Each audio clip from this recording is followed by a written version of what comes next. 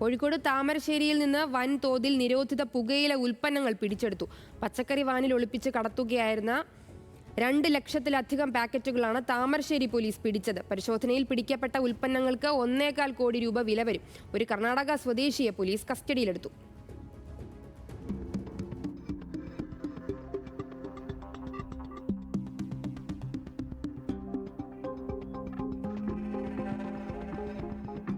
താമരശ്ശേരി അടിവാരത്ത് വെച്ചാണ് K12C5104 number mini ലോറിയിൽ കടത്തുകയായിരുന്ന വൻ പുകയില ശേഖരം പോലീസ് പിടികൂടിയത്.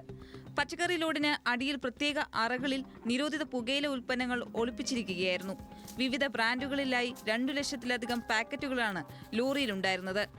45,000 packet Hans, 12,500 packet cool, 60,000 packet V1, 60,000 packet Vimal, 25,000 packet Shikar, 28,000 packet SS1 എന്നിവയാണ് പോലീസ് പിടിച്ചെടുത്തത്. പാക്കറ്റുകളിൽ രേഖപ്പെടുത്തിയ ആകെ തുക 10,78,000 രൂപയാണെങ്കിലും കേരളത്തിലെ ചില്ലറ വിപണിയിൽ ഇതിന് 1.25 കോടിയോളം രൂപ വില വരുമെന്ന് പോലീസ് പറയുന്നു.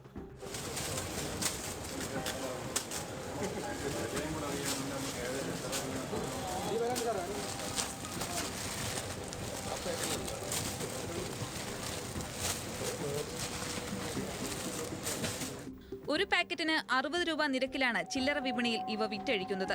സംഭവവുമായി ബന്ധപ്പെട്ട് ലോറിയിലുണ്ടായിരുന്ന കർണാടക കുടക് സ്വദേശി രമേശിനെ താമരശ്ശേരി പോലീസ് അറസ്റ്റ് ചെയ്തു. ഒപ്പമുണ്ടായിരുന്ന വീരാജ്പേട്ട് സ്വദേശി അനിൽകുമാർ പരിശോധനയ്ക്കിടെ ഓടിക്കളഞ്ഞു. മൈസൂരിൽ നിന്ന് മലപ്പുറം മഞ്ചേരിയിലേക്ക് കൊണ്ടുവരുന്നതിനിടെയാണ് പിടിയിലായതെന്ന് രമേശ് ചോദ്യം ചെയ്യലിൽ പോലീസിനോട് പറഞ്ഞു.